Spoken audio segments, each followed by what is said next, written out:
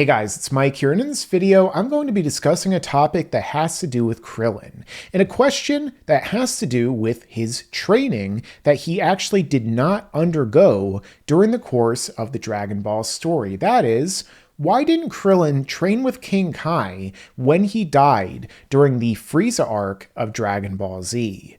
Is there some kind of in-universe answer that was given to us, or perhaps is this actually a plot hole? Well, in this video, I'm going to discuss that. But before I begin, if you guys are new to this channel, consider subscribing, enabling all notifications. That way you'll be able to stay up to date with all my future videos. Additionally, make sure to leave a like, share your own thoughts down below, make sure to stay the entire duration. That way you get the full picture of what I'm trying to present, and you can help this channel to grow. And with that being said, let's get straight into the topic. All right, so in the Frieza arc of Dragon Ball Z, we had one of the most iconic scenes in the series, which was kicked off by the death of Krillin, the second one at this point in the story, which is very important to note. Now, Krillin was grabbed by Frieza using telekinesis and launched into the air, at which point Frieza blew him up. In the anime version, he actually shot a beam into Frieza first, but in the manga version, he simply did it using his telekinetic powers alone, which is even more impressive when you think about it. Kind of like how during the beam struggle between Frieza and Goku, Frieza was shown in the anime using a blast to stop it, whereas in the manga, he just straight up tanks it because he's such a beast. At this point, Goku raged out at the death of his friend because he knew at this point, until he would go on to be proven wrong obviously, that Krillin could not be brought back to life because of his second death, which caused Goku to become a Super Saiyan, the legendary form that allowed him to defeat the Emperor of the universe. Now, 130 days after this point, Krillin would go on to be brought back to life by Porunga, the Namekian dragon on the Earth, as we saw right here. But during this point, Krillin didn't really do anything of note. He didn't train with King Kai, for example, despite the fact that he had been dead long enough to theoretically be able to do that. Especially at his current point in power, he would have been able to get to King Kai's planet in no time. So why exactly didn't he do that? Especially considering the fact that his friend Goku trained on the planet with King Kai during his time leading up to the invasion of Vegeta and Nappa. And not just that, but during the very same arc that Krillin died, Yamcha, Piccolo, Tien, and even Chaozu made their way to his planet far faster than Goku did, according to them, which caused him to in turn train them as well under his wing. All of these characters were far less powerful than Krillin was by the time he died, because Krillin at this point had his power unlocked by the Grand Elder and was shown being able to fight against characters who had power levels in the tens of thousands, way more powerful than Vegeta was in his normal base form when he was on the Earth fighting against Goku. And when Goku trained with King Kai originally, his power level was only in the hundreds. So why didn't this happen for Krillin? Well, one possible explanation goes back to what we saw shortly before Krillin was wished back in the anime and manga, which is that everyone was alerted to the fact that Goku had defeated Frieza, but at the time, they believed that Goku had died in the explosion of Namek. Bulma then goes on to tell everyone that he had died, at which point she says that they'll simply be able to wish Goku and Krillin back to life. However, at this point, King Kai goes on to correct her because he says, "I'm afraid you're the one who's not up to speed. Chaozu can be brought back to life without a problem, but as for Goku and Krillin, they'd be brought back on planet Namek. And I'm afraid there is no planet Namek anymore. It's now just the cold vacuum of space. Death would be waiting for them the moment they return, and I could do nothing about it. This all lies beyond my jurisdiction." So the thing is that, as we see with what King Kai is saying, he does not have jurisdiction over the other galaxies of the universe, which, of course, Namek is situated in. As you can see in this guide right here, we actually have a detailed breakdown of how the universe works in Dragon Ball, the universal realm that's broken up into different sections. For example, you have the Kaio realm, the afterlife, which includes the east, west, south, and north Kaio planets, as well as the heavenly realm, the Dai Kaio planet, everything like that, all are contained within this particular section of reality. Then we also have, of course, other locations such as the living world. We have the Enmadayo realm, the place where,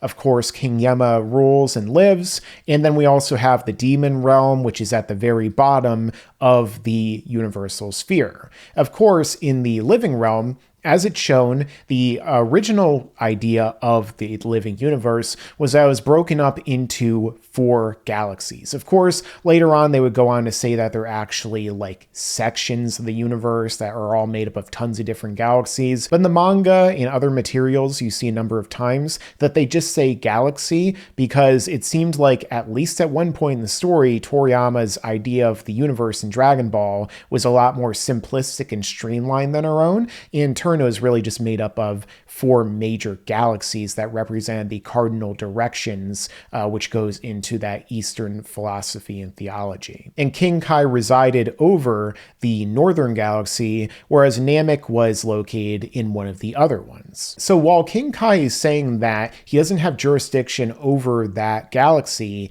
and thus in turn would not be able to, let's say, bring Krillin to a place where he'd be able to be wished back on the Earth, that sort of lines up with this idea. And then Vegeta actually makes a suggestion here, which is that they would wish for the souls of those who have died to be brought to the location that would allow them to in turn be brought back to life. In the manga, he's saying that they'd be brought here. However, I believe in Dragon Ball Kai in the anime, for example, he mentions them being brought to the check-in station. Now, that's a problem because the fact that in either of these cases, it doesn't really line up with the cosmology of the universe. For example, as it's shown, King Yema is the one who judges all of the living who die. So it doesn't really matter where you die in the universe, be it the north, south, east, or west galaxy or section of the universe, that quadrant, for example, because every single person who dies will go to King Yema's realm, which is between heaven, hell, the afterlife, everything like that. This is where everyone is judged. And there aren't 4 different check-in stations, there is only one. This is something we get confirmed in the Cell Saga, which is the arc that comes after Frieza, wherein Cell self-destructs, in turn killing Goku, King Kai, Gregory in the anime version, in Bubbles, and then in turn, Goku is flying around and he says he doesn't see Cell's spirit anywhere, and he was wondering if he went straight to hell.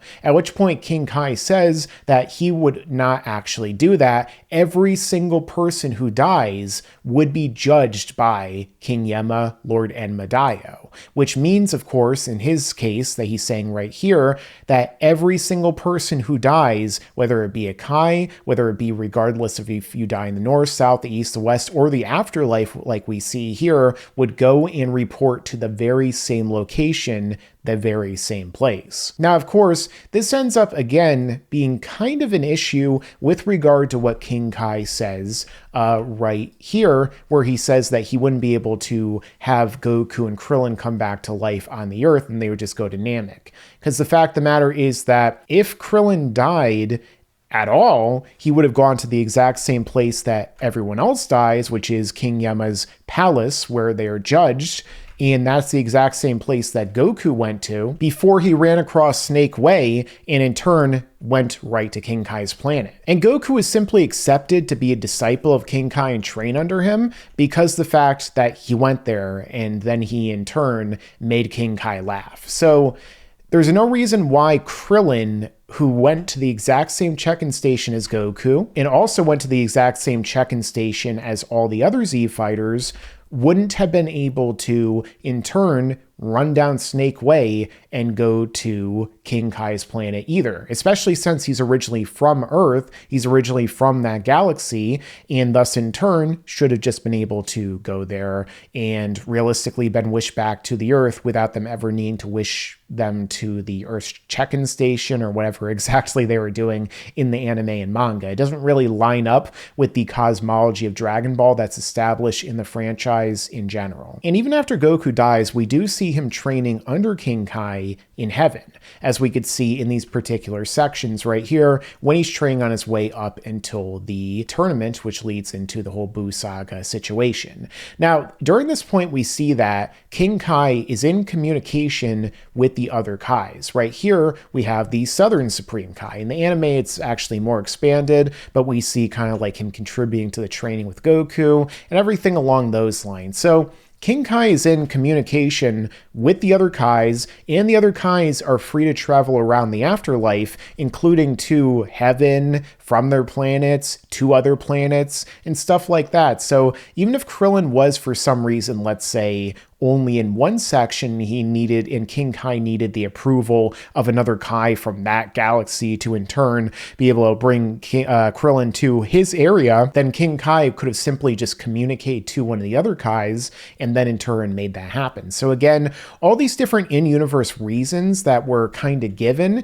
as to why Krillin couldn't have trained under King Kai don't really line up, because the fact that realistically he would have gone to the same place that Goku did when he died. We saw that Goku got teleported straight from there to the Earth by Kami. And not just that, but also the fact is that Krillin should have been able to easily make it to King Kai's planet in a very short period of time, because as I said before, he was way more powerful and faster than all the people here at the time when they went there, as well as Goku. And not just that, but additionally, he was more than worthy enough, because not only was he way more powerful than the other students that King Kai had taken under his wing, but at the same time, he died in order to defeat the evil emperor of the universe, in order to do a lot of those things. So realistically, it would only make sense if King Kai would make Krillin his student for that period of time. But yet, for some reason, it never ends up happening. Now, if Krillin did in fact get brought to King Kai's planet, then he definitely would have been even more powerful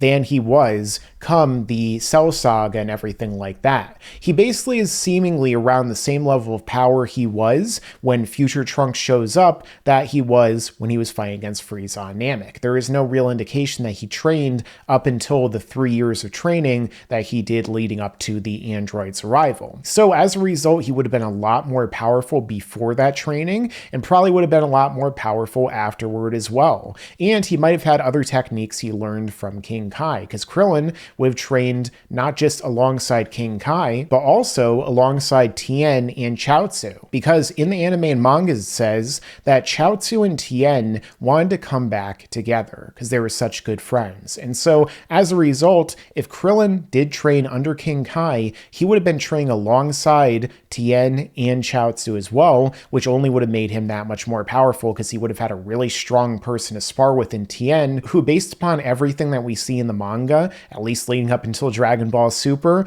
was stronger than Krillin after this section of the story, because not only he's training with King Kai, but then in the 3 years of training where he learns really powerful techniques like the Shinki Koho, which was able to hold down semi-perfect Cell. So this probably would have made Krillin fare even better against other fighters, and maybe he would have come up with techniques that allowed him to do something to hold off Cell temporarily so that he wouldn't absorb one of the androids. There's a lot of little things that might have changed, especially if Krillin were to, say, learn the Kaioken, because in his base form, his normal human form, he is very likely as powerful or stronger than some of the base Saiyans at the time. So throw in Kaioken with a much higher power level than Goku had on Namek, for example, in his base form, and there's a strong chance that he would have been able to be way more competitive at that point in the story and moving forward, just because he trained under King Kai for a period of time. So why didn't Krillin train under King Kai after he died on Namek before he was wished back? There was definitely time for him to do so.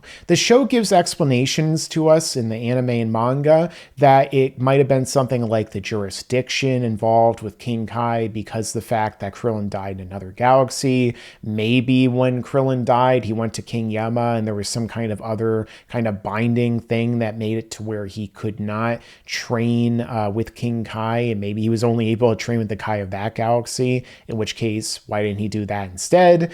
And there's a lot of other things that you can make the argument as to why it might have been, but overall, I feel like this is kind of another issue of an inconsistency within the narrative, that Toriyama established some of the stuff after he had written this part in the story. It was just kind of a way of adding another kind of dark aspect and maybe a moment for Vegeta to shine a little bit by giving them an idea of how to bring Krillin to that world and everything along those lines. So I think that it could come down to mostly an out-of-universe perspective, and as a result, you could argue perhaps it's even a plot hole or an inconsistency. But let me know your own thoughts down below in the comments. What do you think the answer is? Do you think that the story adequately explains it, or is it really just a plot hole and inconsistency? Additionally, make sure to leave a like. If you're new here, subscribe and enable all notifications to stay up to date with all my future videos. Thanks for watching, and make sure to stick around, because there's a lot more to come in the future. Yeah, and you better subscribe.